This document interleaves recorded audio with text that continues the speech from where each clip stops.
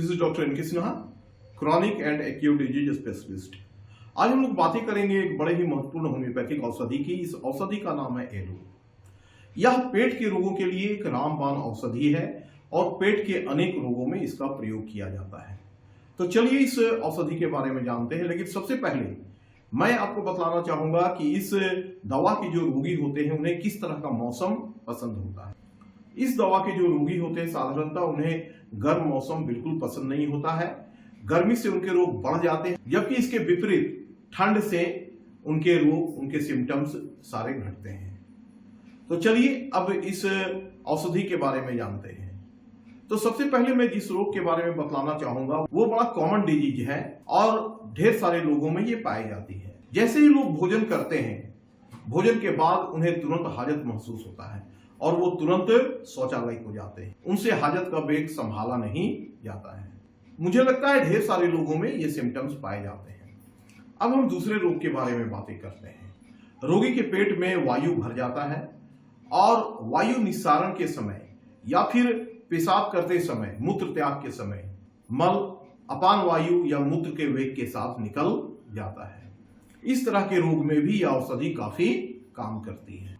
इसके अलावा यदि किसी रोगी को मल त्याग के समय उसके मल के साथ ढेर सारा सफेद रंग का आंव निकलता हो तो ऐसे रोगी के लिए भी यह औषधि काफी लाभदायक है। इसके अलावा ऐसे लोग जो शराब का सेवन करते हैं, यदि उन्हें लगातार डायरिया होने लगे तो यहां पर भी यह औषधि काफी काम करता है और ऐसे रोगी को इस औषधि का सेवन कराने पर उसकी डायरिया समाप्त हो जाती है। इसके अलावा एक विशेष सिम्टम्स मैं बतलाना चाहूंगा।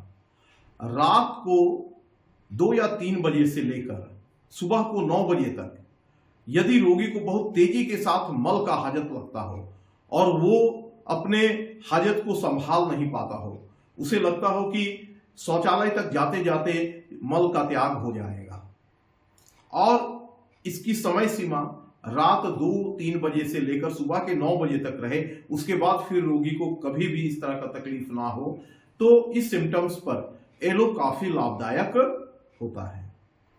अब बच्चों में एक विशेष सिम्टम्स होती है कि बच्चों को तो कब्ज होता है, लेकिन कभी कभी उन्हें बहुत कड़ा मल भी इतने आसानी से निकल जाता है कि बच्चे को पता नहीं चलता है कि उन्हें मल हो चुका हो। इस प्रकार के रोग में भी एलो काफी लाभदायक सिद्ध होता है। एलो लीवर की भी एक बहुत अच्छी दवा है और इस दवा के माध्यम से लीवर के कोई भी प्रॉब्लम यदि बहुत अधिक बढ़े हो तो उन्हें कम किया जा सकता है। बाद में फिर लक्षणानुसार लीवर की अन्य दवाइयों का सिलेक्शन करके उसे देना चाहिए तो वो रोग जड़ से समाप्त हो जाता है। तो फ्रेंड्स, इस तरीके से एलो पेट की एक बहुत ही महत्वपूर्ण औषधि है।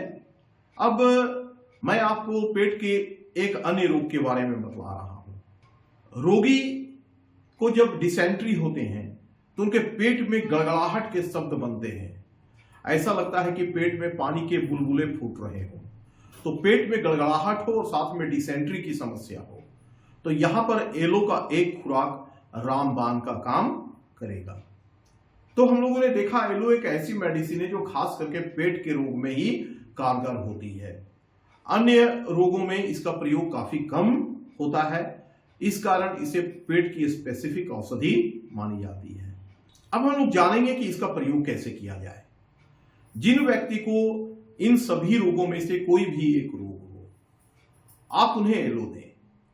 एलो 30 पोटेंसी में लें और इसका 4 बूंद आधे कप पानी में डालकर सुबह, दोपहर और रात को दें। उनकी ये सारी समस्याएं समाप्त हो जाएगी।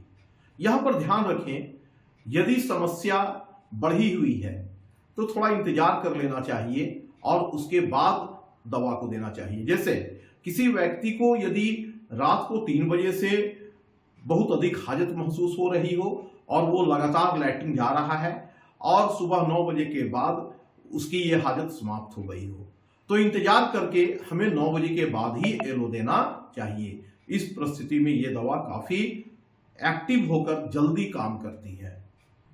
तो फ्रेंड्स, फिर मिलते हैं अगले वीडियो में ऐसे ही कुछ महत्वपूर्ण जानकारी के साथ। Thanks for watching.